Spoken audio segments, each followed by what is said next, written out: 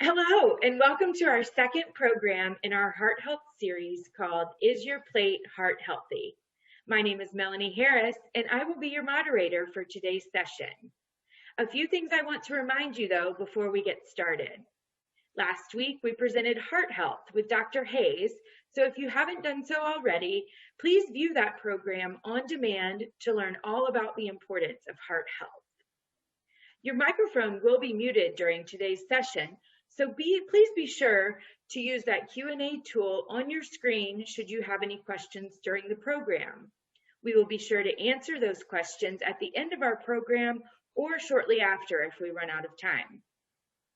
There are also some valuable resources that will be available for you after today's program, and they can be found in the panel at the bottom of your screen in the Resources tab. And last but not least, for attending today's program, you will be entered for a chance to win a $65 HelloFresh gift card. Talk about learning how to make your plate heart healthy. So with that said, I'm going to turn it over to Alyssa Gailey, our presenter for today. Thanks, Melanie, and welcome to all of you. Thank you for taking the time to join me today. My name is Alyssa Gailey, and I'm a registered dietitian, and I'm going to facilitate this class. And I just have a few reminders for you before we get started. So first of all, this class will be about 30 minutes long.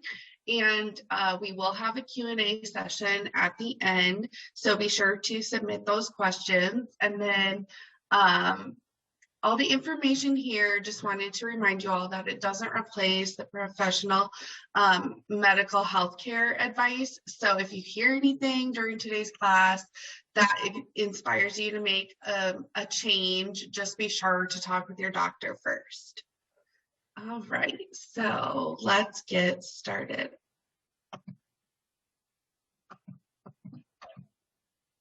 There we go.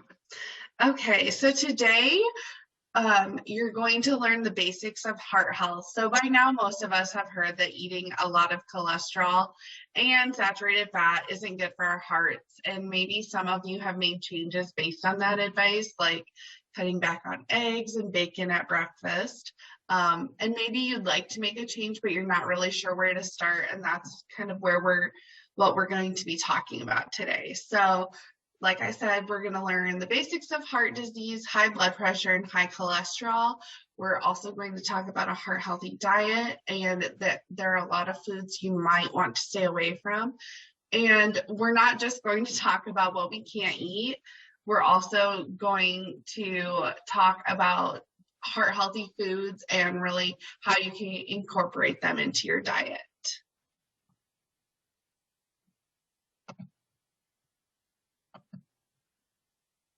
All right, so first let's talk about heart disease. According to the National Heart, Lung, and Blood Institute, heart disease occurs when the arteries become hardened or narrow due to plaque buildup.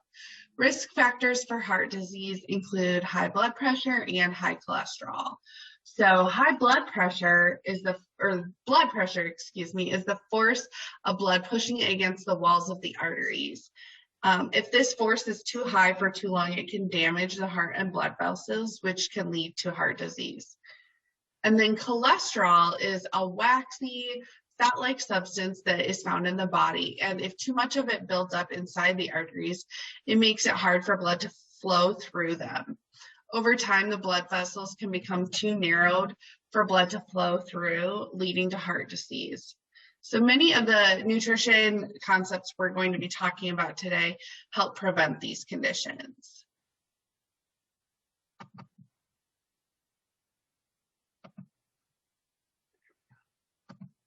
All right, so according to the National Heart, Lung, and Blood Institute, a heart healthy lifestyle that includes heart healthy eating can lower your risk for heart disease and may prevent it from getting worse.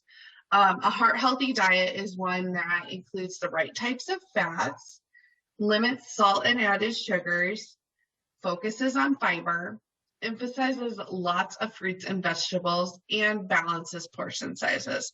So for the rest of the class, we're going to be talking about each of these things, and we're going to start with the right types of fat.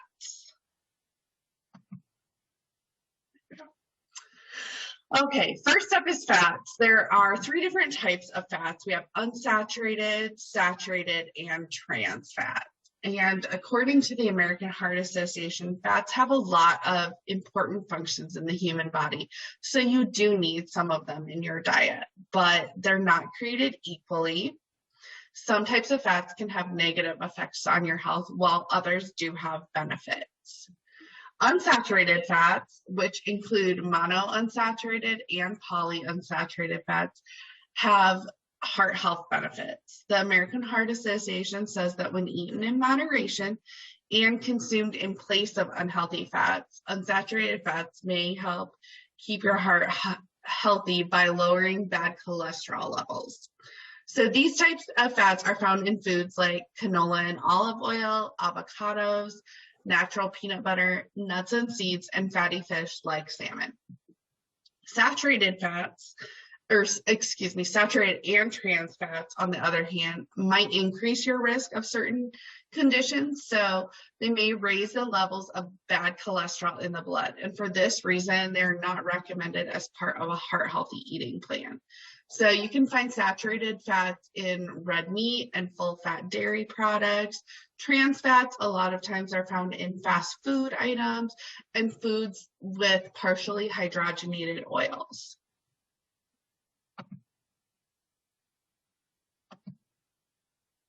All right, so how can you get more good fats in your diet? So we're going to look at a few different things that you can do to increase these good fats in your diet. So replacing bad fats with good fats. So really some easy swaps you can make is using olive oil instead of butter or margarine in your cooking. You could put avocado on your sandwich instead of mayonnaise, and then swapping out potato chips for nuts, olives, or veggies with hummus would be some good options. And then instead of eating red meat all the time, trying to incorporate more fish into your diet.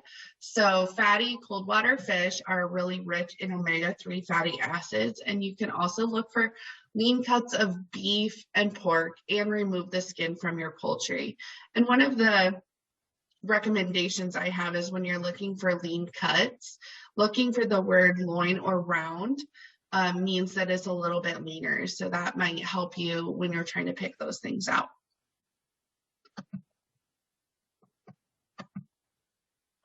All right.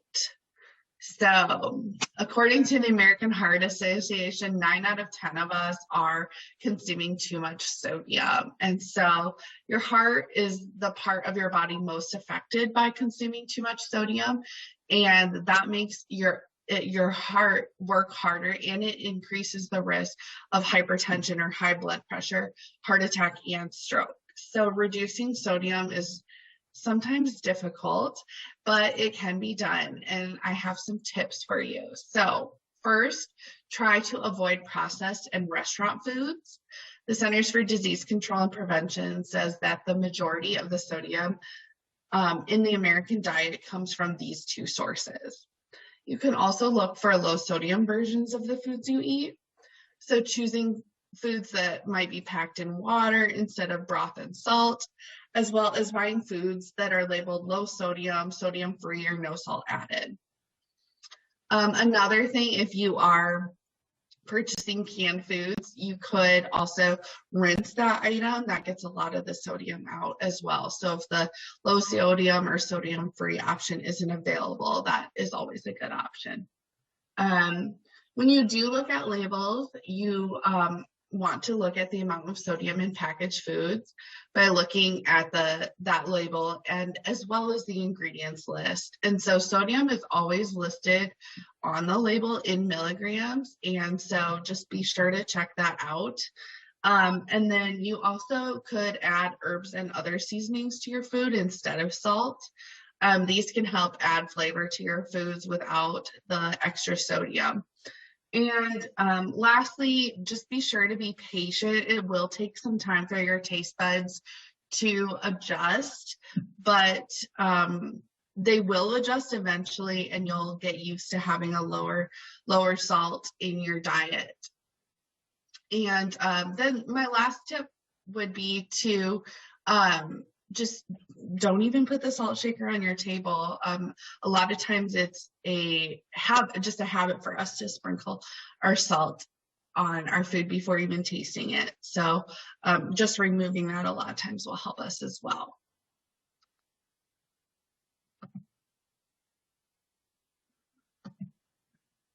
All right, next we're going to look at added sugars, and added sugars provide no essential nutrients and they're just extra calories. So limiting our added sugars can help us to focus on nutrient-rich foods and stay within our calorie limits. So according to the Harvard School of Public Health, American adults currently consume on average 22 teaspoons of added sugar each day. And that's the equivalent of 335 calories, all of which have zero nutritional value. So the American Heart Association recommends limiting the amount of added sugars you consume per day to no more than 100 calories, or about 6 teaspoons for women, and 150 calories, or 9 teaspoons for men. So that's a big difference than what we're normally getting. 1 teaspoon of sugar is equal to about 4 grams of sugar.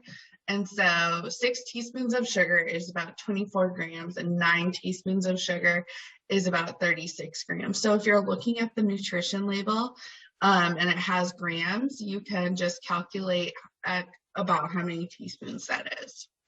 And then to reduce the amount of added sugars in our diet, I recommend avoiding some of the main sources. So sweetened drinks like soda, pop, fruit juices, sweetened coffees and teas, and then sugary snacks and sweets, so cakes, pies, cookies, donuts, ice cream, those types of things.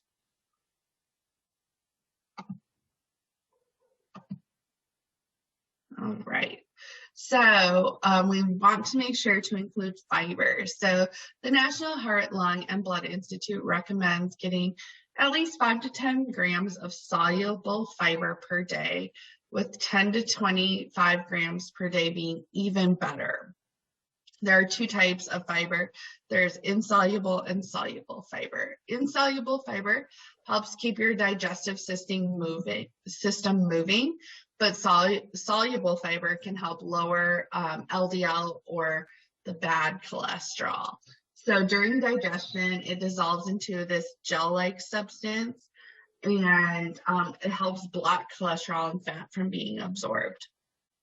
In fact, the National Heart, Lung, and Blood Institute says that increasing soluble fiber intake by 5 to 10 grams per day may result in a 5% drop in cholesterol levels. So examples of some soluble fiber would include oat bran and oatmeal, nuts, seeds, beans, lentils, peas, and some fruit like apples and bananas, and then veggies. But if you are going to increase your fiber, make sure to do it very gradually. If you're not used to having that much fiber in your diet, it could create some other digestive issues. So you want to make sure to just gradually increase that, and then also drink a lot of water when you're doing that.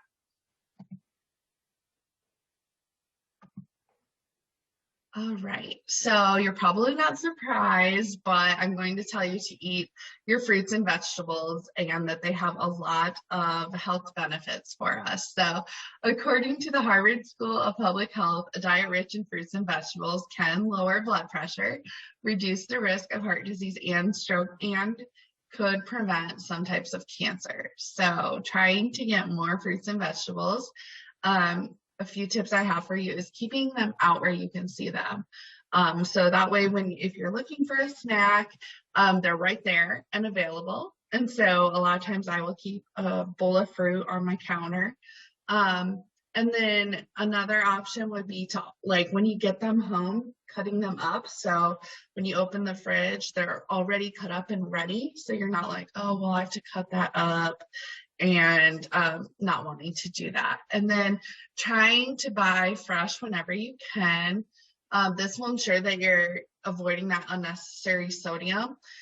If you do buy canned or frozen, make sure to check that nutrition label and choose the version with the least sodium and no added sugars. And then Also trying to add vegetables to your favorite meals. So having salads and stir fries, that helps to get a lot of more veggies on your plate. But you could even add vegetables to pizza, pasta, casserole, soups, omelets, tossing some fresh berries on top of your oatmeal or your yogurt in the morning. Just trying to add them in wherever you can. And then the last tip I have for you is to buy when things are in season. They're going to be a little bit cheaper and they're going to have the most nutritional value.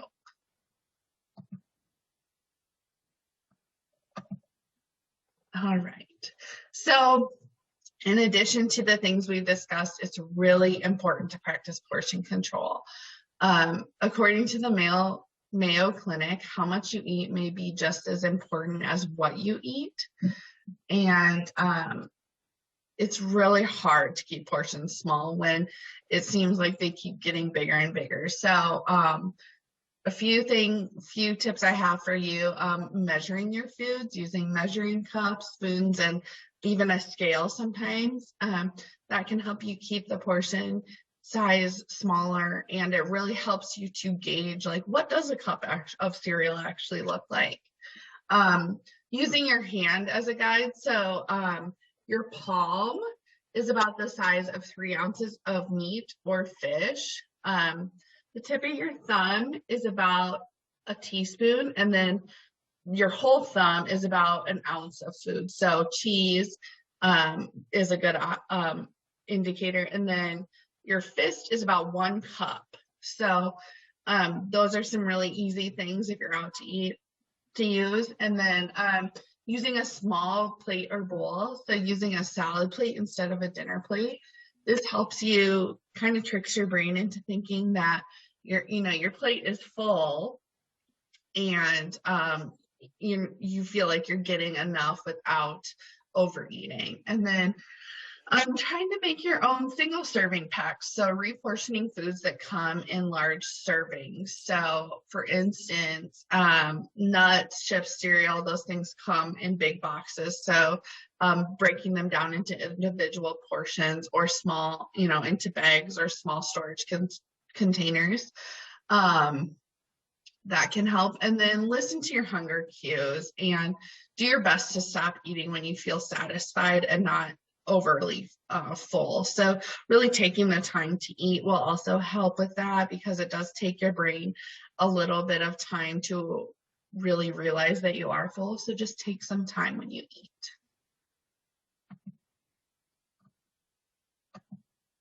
All right, so just a quick review. Heart disease is a major health concern in the United States, and the food that you put in your body plays a huge part in your risk for developing it. But following a diet that swaps out bad fats for good fats, cuts back on sodium and sugar, includes a lot of cholesterol clearing fiber in fruits and vegetables, and watches portion size is a great way to lower your risk. So a few things. I hope that there's one thing that you learned today that surprised you.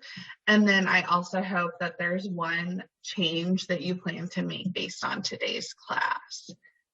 Next up, I do have some reminders for you. Don't forget to check out the resources that we have for today's class. They're going to be on the resources tab in your console. And then we have a few upcoming programs. March is colorectal cancer month. So we have 2 programs: Get the Facts on Colorectal Cancer, and then we're also doing a program called Partner with Your Doctor. So that should be really informative. And then to learn more about becoming a patient or to sign up for future events, please visit our website. All right, so here are some references if you're interested in learning more or reading more about any of the topics that I talked about. I really like the American Heart Association as well. If you're looking for heart healthy recipes, that they always have some really great easy recipes for you. And then a few other recipes as well, if you're interested in learning more. And now I'm gonna go ahead and turn it over to Melanie. Awesome. Thank you so much, Alyssa. This was super helpful. So I appreciate you bringing us up to speed on how to make our plate heart healthy. So as a reminder, you are able to ask any questions that you may have using that Q&A tool that is on your screen. And we've already received a lot of great questions. So Alyssa, I am going to just dive right in. Great. This first question we have, I've heard of the DASH diet for heart health. What is this and how can it help my heart health? Do you want to answer that one? Yeah, so the DASH diet is stands for Dietary Approaches to Stop Hypertension. And it really is a great overall diet and tool to help you reduce sodium and increase your fiber. So a lot of the things we talked about are going to be mirrored in that DASH diet. It really is a good diet to follow, even if you don't have heart health issues. It really is just a good overall diet. So yes, I would definitely recommend it for anyone that's looking to follow a heart healthy diet. Great.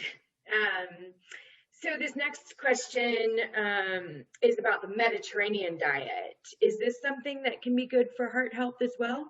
Yeah, great question. So Mediterranean diet is another good one.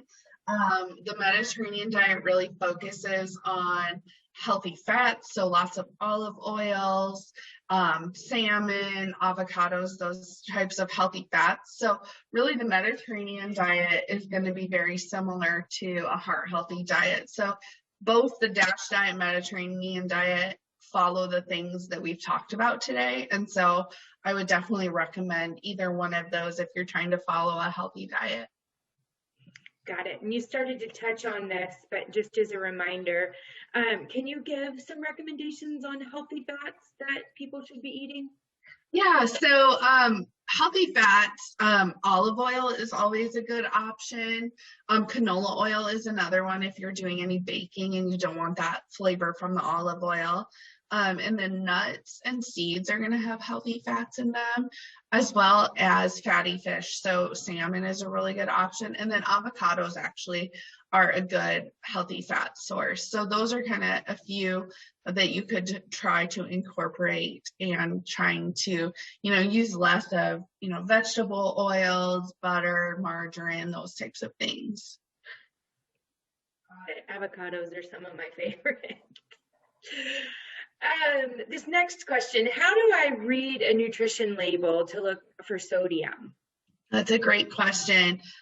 So when you turn that package over, you want to make sure that you look at that sodium, and it's going to be in milligrams, which a lot of times it doesn't, what is a milligram doesn't really make a lot of sense to us. So I always like to look at the percentage instead. And so just kind of looking at that percentage, something that has 15% or more of your daily value of sodium is going to be kind of high for an item. And so, because that means it's got 15% of your entire day's worth of sodium. So you want to look for things that have a lower percentage than at least 15. And then you also want to compare different items. So make sure that when you do, look at like no salt added or sodium free, still look, because the sodium can differ from brand to brand on how much salt is actually in there. But the magic number for me is 15% or less. Great, thank you. This next question is around fruits and vegetables, and we all know how important those are in a healthy diet. But, are fresh fruits and vegetables healthier than frozen or canned?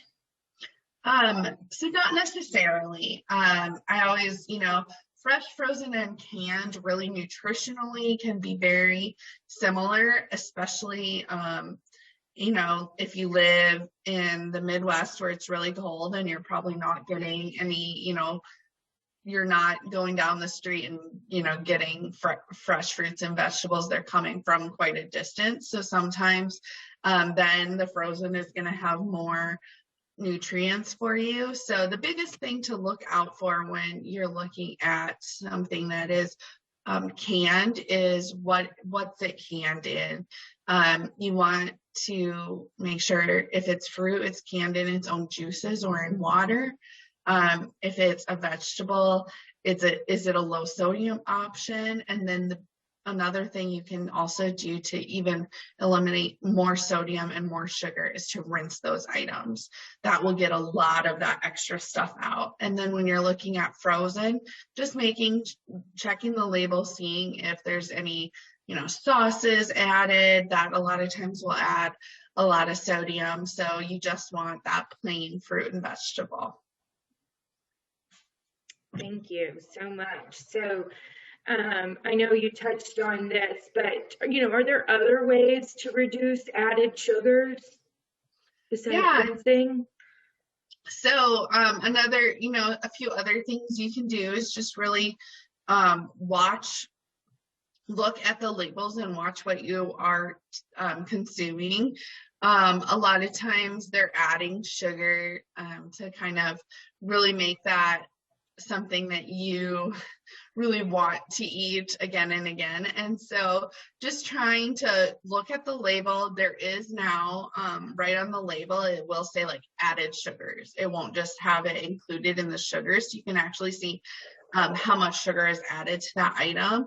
And then, snacking on things like fruits and vegetables instead of some packaged foods will also help you to cut down on those added sugars. Thank you. So this next question, I don't really like vegetables, but I know that I need to include them in my diet. Is there anything that you recommend? So one of the things I really like to do is if you like smoothies, adding like spinach to smoothies because it doesn't have a lot of big flavor, so you can really mask the spinach with your fruits. So trying to get them added in sneaky ways like that.